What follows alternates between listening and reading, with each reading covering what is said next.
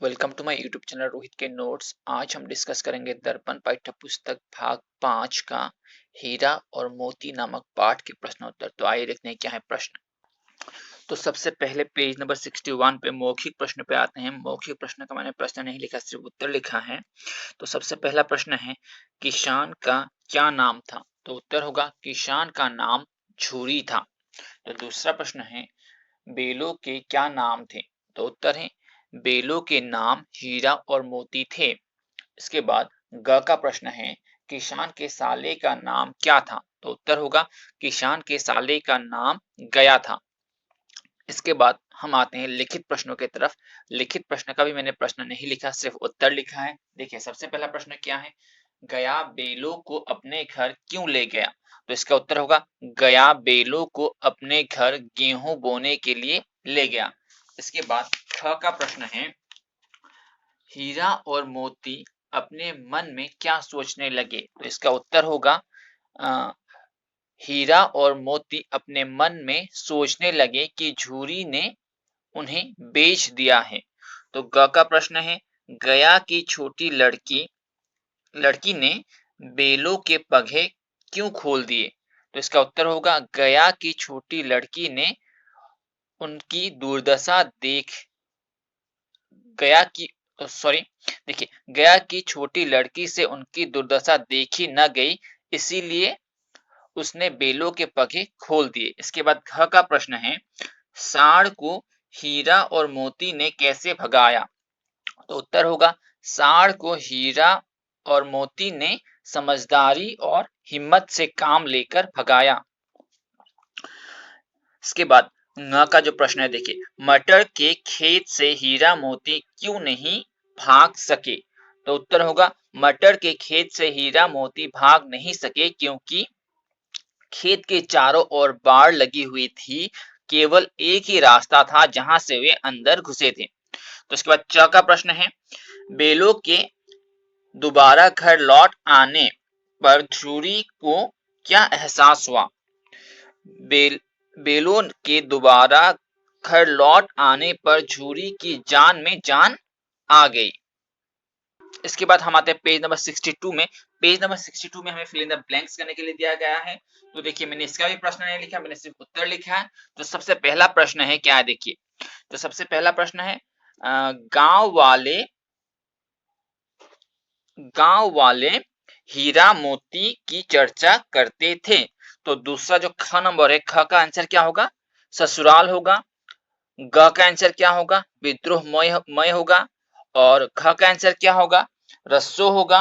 और ङ का आंसर होगा ठिकाना। इसके बाद पेज नंबर 62 में हमें बहुविकल्पीय प्रश्न यानी मल्टीपल चॉइस, एक ही प्रश्न के लिए तीन तीन ऑप्शन दिए गए हैं। जो सही ऑप्शन है उसे हमें टिक करना है। देखिए मैंने इसका भी प्रश्न नहीं लिखा, सिर्फ उत्तर लिखा है। तो सबसे पहले जो क्वेश्चन नंबर 1 है, 1 का उत्तर क्या होगा? ससुराल में होगा। क्वेश्चन नंबर 2 का आंसर क्या होगा? जल भुन गई होगा। क्वेश्चन नंबर 3 का उत्तर क्या होगा? जंगल से होगा।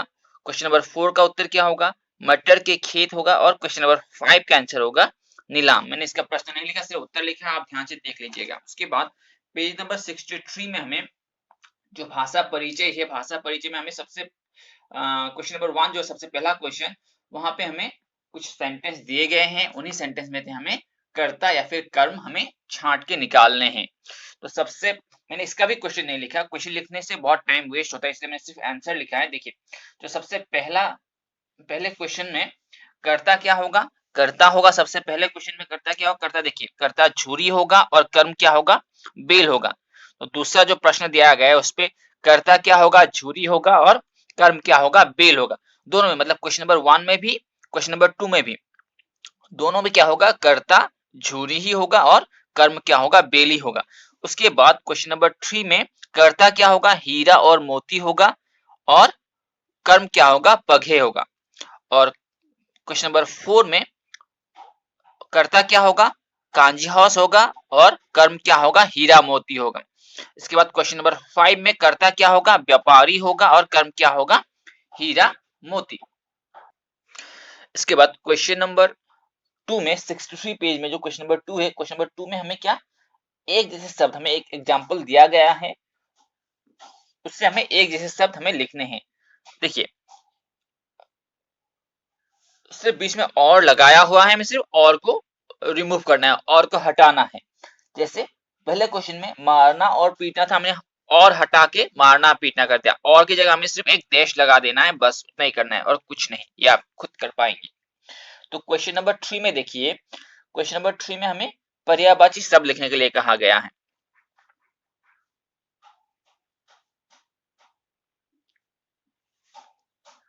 ओके, यहाँ पे थोड़ी सी गलती हो गई, ये क्वेश्चन नंबर 4 होना चाहिए था और ये क्वेश्चन नंबर 3, ठीक है। तो ये पेज नंबर 64 होगा। हम पहले पेज नंबर 64 देख लेते हैं। पेज नंबर 64 में हमें क्या क्या विलोम शब्द लिखने के लिए कहा गया है।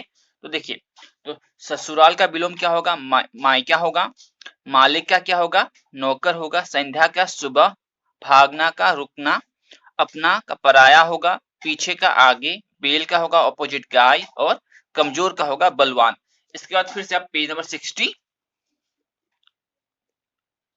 में आ जाइए। पेज नंबर 63 में जो क्वेश्चन नंबर 3 है, क्वेश्चन नंबर 3 में हमें पर्यायवाची शब्द लिखने के लिए कहा गया है। तो घर का पर्यायवाची होगा गृह और सदन, बेल का होगा वृषभ और सांड, आंख का होगा नयन और नेत्र, हाथ का होगा हस्त और कर। पर्यायवाची शब्द एक ही शब्द के बहुत सारे पर्यायवाची हो सकते हैं, आप इसके अलावा भी दूसरा भी पर्यायवाची शब्द लिख सकते हैं। तो इसी तरह से सभी पाठों का उत्तर पाते रहने के लिए मेरे चैनल को लाइक, सब्सक्राइब और शेयर जरूर कीजिएगा। Thank you.